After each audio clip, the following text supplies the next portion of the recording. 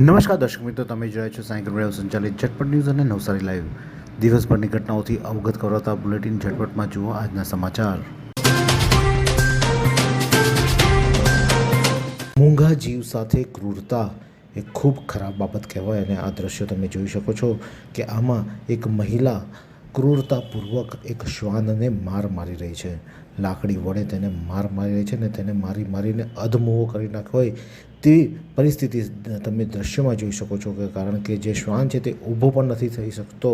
તેને લાકડી વડે એટલો મારવામાં આવ્યો છે કે તે પોતે પણ સક્ષમ નથી કે ત્યાંથી ભાગી જાય. એ રીતે આ મહિલા તેને ક્રૂરતાપૂર્વક મારી રહી છે. આ વિડીયો જલાલપુર તાલુકાના કારાખડ ગામનો હોવાનું સામે રહ્યું છે. વિડીયો વાયરલ વિડીયો છે એટલે આ તમે દ્રશ્યોમાં જોઈ શકો છો વિડીયોમાં કે કેટલી ક્રૂરતા એક શ્વાન પર અપનાવવામાં આવી રહી છે. કોમેન્ટ કરો આ મહિલા સાથે શું થવું જોઈએ. નિશાદ પટેલે રાજ્ય કક્ષાએ વરલી પેઇન્ટિંગમાં પ્રથમ ક્રમ પ્રાપ્ત કર્યો. LMP રેવા સાર્વજનિક એક્સપેરિમેન્ટલ સ્કૂલ બિલીમોરા તથા ધોળિયા સમાજ અને આદિવાસી સમાજના તથા કેસલી ગામનું ગૌરવ નિશાદ અજયકુમાર પટેલ ગુજરાત રાજ્ય ચિત્રકલા શિક્ષણ સંઘ આયોજિત સન્માન એવોર્ડ કાર્યક્રમ 3/5/2026ના રવિવારના રોજ આનંદ લાયન્સ હોલ મુકામે યોજાયો હતો. જેમાં શ્રેષ્ઠ ચિત્રકૃતિના વિદ્યાર્થીઓ, સનિષ્ઠ નિવૃત્ત ચિત્ર શિક્ષકો તથા કલાકારોનું સન્માન કરવામાં આવ્યું હતું. જેમાં મયંક રાવલ ફાઉન્ડેશન દ્વારા રાજ્ય કક્ષાએ વારલી પેઇન્ટિંગના નિશાદ અજયકુમાર પટેલ તથા પ્રથમ ક્રમ મેળવી ઉત્કૃષ્ટ દેખાવ કરી શાળા સમાજ અને કેસલી ગામનું ગૌરવ વધાર્યું હતું. જેને ગુજરાત રાજ્ય કક્ષા ચિત્રકલા શિક્ષક સંઘે નોંધ લઈ રાજ્ય કક્ષાના બાળ કલાકારના એવોર્ડથી સન્માન કર્યું હતું. ચીખલીના ખરેરા નદીના બ્રિજ પર રેલિંગના અભાવે યુવાન બાઇક સાથે નદીમાં ખાબક્યો. ચીખલીના પીપલ ગભાણ ગામે ખેરગામ રોડ સ્થિત ખરેરા નદીના બ્રિજ પર માર્ગ મકાન વિભાગના બેદરકારી ભર્યા કારભારના રેલિંગના અભાવે સુરતના 64 વર્ષીય વ્યક્તિ બાઇક સાથે નદીમાં પટકાયા હતા. શરીર ઇજા પહોંચતા આ બનાવને પગલે લોકો બ્રિજ પર મોટી સંખ્યામાં એકત્ર થઈ જતા ટ્રાફિક જામ સર્જાયો હતો. જોકે તેને યુવાન 108ની મદદથી સારવાર માટે ચીખલી રેફરલ હોસ્પિટલ ખાતે ખસેડવામાં આવ્યો છે. નવસારીના ગ્રીડ રોડ પર અહિંસા દ્વારની બાજુમાં ખોદકામ દરમિયાન ગેસ લીકેજ થવાની ઘટના સામે આવી છે. નવસારીમાં અત્યારે હાલમાં ગ્રીડ રોડ પર અનેક પ્રગતિના કામો થઈ રહ્યા છે, વિકાસના કામો થઈ રહ્યા છે અને તેમાં અત્યારે ગ્રીડ રોડ જતા માર્ગ પર અહિંસા દ્વારની નજીક એક ખોદકામમાં ગેસ પાઇપલાઇનમાં ભંગાણ સર્જાયું હતું અને જેના કારણે ગેસ લીકેજ થવાની ઘટના સામે આવી હતી. થોડા સમય પહેલાં ત્યાંથી થોડે જ આગળ વાઘેશ્વરી માતાના મંદિરની સામે પણ આવી રીતે જ ગેસ લીકેજ થવાની ઘટના સામે આવી હતી. તેમ છતાં ફરીથી ખોદકામ દરમિયાન ગેસ લીકેજ થતાં લોકોમાં અફરાતફરી સર્જાઈ હતી. પણ જોકે સદનસીબે કોઈ જાનહાનિ કે કોઈ નુકસાન થવા પામ્યું ન હતું. નવસારી જિલ્લાના વાતાવરણમાં બપોર બાદ અચાનક પલટો આવ્યો હતો. વાંસદા પંથકમાં મેઘરાજાએ ધબધબાટી બોલાવી હતી. નવસારી જિલ્લાના વાંસદા પંથક સહિતના અંતરિયાળ વિસ્તારોમાં આ ગામોમાં ગુરુવાર બપોર બાદ અચાનક વાતાવરણમાં પલટો આવ્યો હતો. ક્યાંક વાદળછાયું વાતાવરણ તો ક્યાંક મેઘરાજાએ ધબધબાટી બોલાવીને દેતા વરસાદી માહોલ છવાઈ જવા પામ્યો હતો. બપોર સુધી ઉકળાટને શેકી નાખે તેવી ગરમી પછી બપોર બાદ વાંસદા સહિતના વિવિધ અંતરિયાળ વિસ્તારોમાં વાતાવરણમાં અચાનક પલટો આવ્યો હતો અને વાદળછાયા વાતાવરણ સાથે માવઠું અને વરસાદ વરસ્યો હતો. તેમજ ચીખલી પંથકમાં પણ અનેક ગામોમાં વરસાદ પડવાની પણ ઘટનાઓ સામે આવી છે અને વરસાદ પડતા જ ખેડૂતોમાં ચિંતા વ્યાપી છે. તો વાતાવરણમાં થોડાક અંશે ઠંડક પ્રસરી હતી.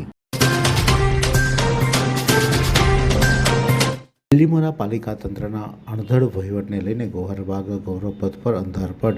બિલીમોરાના ગોહરબાગ વિસ્તારમાં પાલિકા તંત્રની બેદરકારી અને ઉદાસીનતાને લઈને ફરી એકવાર અંધારામાં ગરકાવ થઈ ગયો છે. પાલિકાની અણધડતા અને બેદરકારીનો ભોગ શહેરીજનો બની રહ્યા છે. બિલીમોરાના ગોહરબાગ ગૌરવપથને રાત્રિ દરમિયાન પ્રકાશિત ઝળહળતો કરી સુશોભિત બનાવતા સ્ટ્રીટ લાઇટો લગાવી છે. જોકે બાદમાં આ સ્ટ્રીટ લાઇટો યોગ્ય જાળવણીના અભાવે આ લાઇટો વારંવાર બંધ પડી જતી હોવાથી ગૌરવપથ ઘણીવાર અંધારપટમાં ડૂબેલું હોય છે.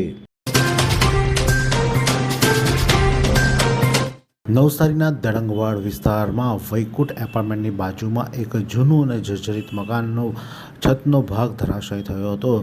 છેલ્લા કેટલાય સમયથી આ મકાન જોકે ખાલી હોય જેથી કોઈ જાનહાનિ થવા પામી નથી, પરંતુ રહેણાંક વિસ્તારમાં આ રીતે મકાનનો છતનો ભાગ ધરાશાયી થતાં આજુબાજુના લોકોમાં ભય ફેલાયો હતો.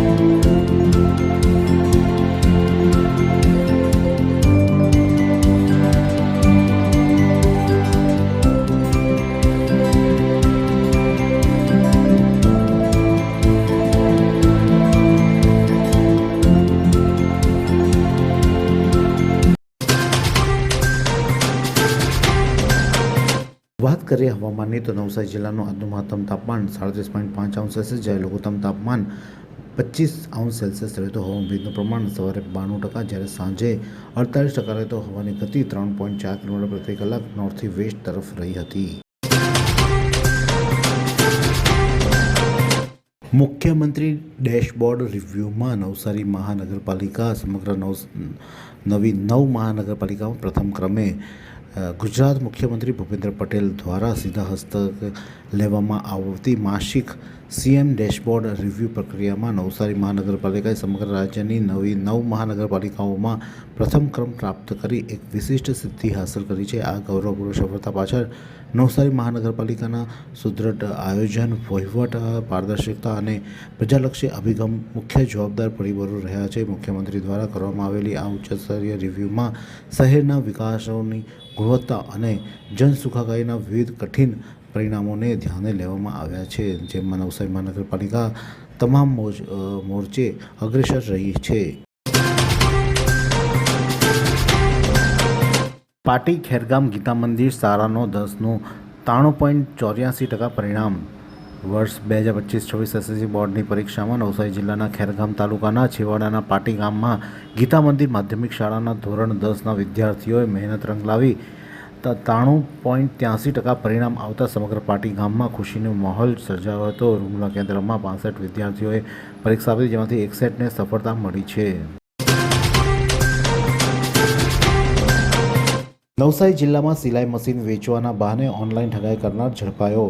નવસારી જિલ્લા સાયબર ક્રાઇમ દ્વારા મળેલી એક ફરિયાદને આધારે તપાસ કરવામાં આવી હતી, જેમાં એક મહિલાને પોતાની ખોટી ઓળખ આપી અને મહિલાના આધાર કાર્ડ સિલાઈ મશીન મળશે તેમ કહી તેની પાસે અલગ અલગ સીવણ તથા ઇન્ટરલોક મશીન ખરીદવાના ₹1.14 લાખની ઠગાઈ કરી સિલાઈ મશીન કે પૈસા પરત ના આપી હોવાની ફરિયાદ આવી હતી, જેના પગલે નવસારી સાયબર ક્રાઇમની ટીમે તપાસ હાથ ધરી હતી, જેમાં કુંભાર કામ કરતા આણંદના 36 વર્ષીય ધીરજ ડાયાભાઈ પ્રજાપતિએ વિદ્યાનગર આણંદ ખાતેથી તેને ઝડપી લઈને તેના વિરુદ્ધ કાયદેસરની કાર્યવાહી હાથ ધરવામાં આવી છે. ગણદેવી પોલીસ દ્વારા આદિવાસી સગીર પર અત્યાચાર મામલામાં વાતાવરણ ગરમાયું છે. પીડિત આદિવાસી સગીરને હાથ, પગ, મોઢા, આંખ પર ગંભીર ઇજાઓ થતાં તેને સારવાર માટે હોસ્પિટલ ખસેડવામાં આવ્યું હતું, જેને લઈને લોકોમાં ભારે રોષ વ્યાપ્યો છે. અને જે 17 વર્ષીય સગીરને પોલીસે તપાસના બહાને લઈ જઈને તેની અટકાયત કરી તેને ગોંધી રાખી 2 દિવસ સુધી ઢોર માર મારીને તેના પર અમાનવીય અત્યાચાર આચર્યો હોવાને લઈને સમાજમાં તેના પ્રત્યાઘાતો ઘેરા પડી રહ્યા છે. અને આગામી 12મી તારીખના રોજ સવારે 10 વાગે ગણદેવી મામલતદારને આવેદનપત્ર આપવા માટેની પણ તૈયારી સમાજ દ્વારા કરવામાં આવી રહી છે, અને જેને લઈને વાતાવરણ ગરમાયું છે. ગણદેવી તાલુકાના વિજયભાઈ મિસ્ત્રી ઘરેથી ક્યાંક ચાલ્યા ગયા છે. ગણદેવી તાલુકાના દેવશર ગામે રહેતા વિજયકુમાર કાંતિલાલ મિસ્ત્રી ઉંમર વર્ષ 44, જે 5/2/2026ના રોજ કોઈને કંઈ પણ કહ્યા વગર પોતાના ઘરેથી ક્યાંક ચાલ્યા ગયા છે, જે આજ દિન સુધી પરત આવેલ નથી. ગુમ થનાર વ્યક્તિ શરીર પાંતરા બાંધાના અને ગહોળના છે. તેઓના અકસ્માતમાં તેમના પોતાનો એક પગ ગુમાવી ચૂક્યા હોવાથી કૃત્રિમ પગ પહેરેલ છે. આ જમણા પગમાં સાથળ પર ઓપરેશનનું નિશાન છે. ગુમ થનારને સમયે તેને નેવી બ્લુ કલરનું શર્ટ અને ગ્રે કલરનું પેન્ટ પહેરેલું હતું, જે ગુજરાતી, હિન્દી અને અંગ્રેજી ભાષાના જાણકાર છે. કોઈને પણ આ વ્યક્તિ દેખાય તો નજીકના પોલીસ સ્ટેશન અથવા તાત્કાલિક બિલીમોરા પોલીસ સ્ટેશનનો સંપર્ક કરવા માટે જણાવવામાં આવ્યું છે. ખેરગામ કેન્દ્રમાં શ્રી ગુપ્તેશ્વર હાઈસ્કૂલનું 90.90% પરિણામ.